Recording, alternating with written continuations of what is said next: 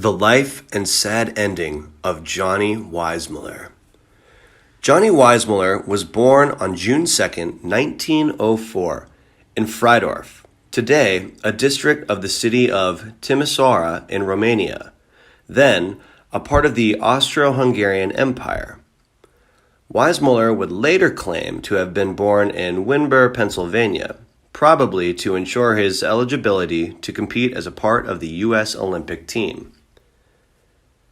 Weissmuller was one of two boys born to Petrus Weissmuller, a miner, and his wife, Elizabeth Kirsch, who were both Banat Swabians, an ethnic German population in Southeast Europe.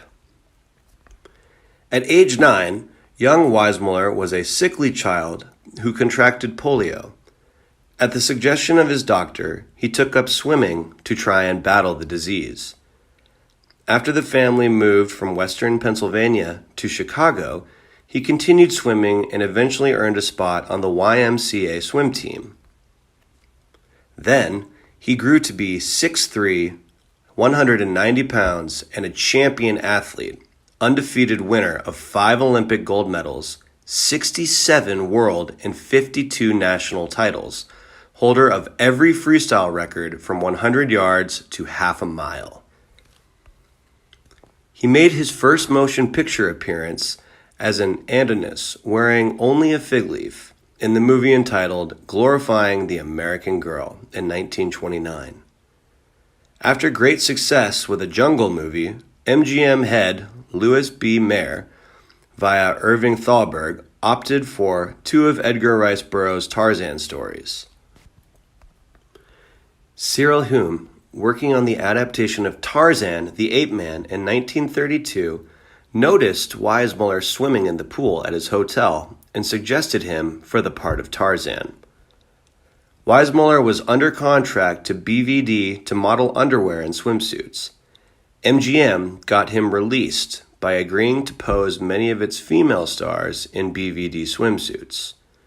The studio billed him as the only man in Hollywood who's natural in the flesh and can act without clothes. The film was an immediate box office and critical hit. Seeing that he was widely popular with girls, the studio told him to divorce his wife and paid her $10,000 to agree to it. After 1942, however, MGM had used up its options. It dropped the Tarzan series and Weissmuller too. He then moved to RKO and made 6 more Tarzans. After that, he made 16 Jungle Jim films between 1948 and 1954 for Columbia. He retired from movies to run a private business in Fort Lauderdale, Florida. In personal life, Weissmuller was married 5 times. The first marriage in 1931. He married Bobby Arnst, and they later divorced in 1933. In the second marriage, he married actress Lupe Velez. They married in 1933 and divorced in 1939. In the third marriage, he married Beryl Scott. They married in 1939 and divorced in 1948. In his fourth marriage, he married Aline Gates. They married in 1948 and divorced in 1962. In his last and final marriage, he married Maria Baumann from 1963 until his death. In 1974, he broke a hip and leg. While hospitalized, he learned that, in spite of his strength and a lifelong daily regimen of swimming and exercise, he had a serious heart condition. In 1977, Weissmuller suffered a series of strokes. Sadly, Weissmuller died from pulmonary edema at the age of 79 on January 20th, 1984. He was buried just outside of Acapulco, Valle de la Luz at the Valley of the Light Cemetery.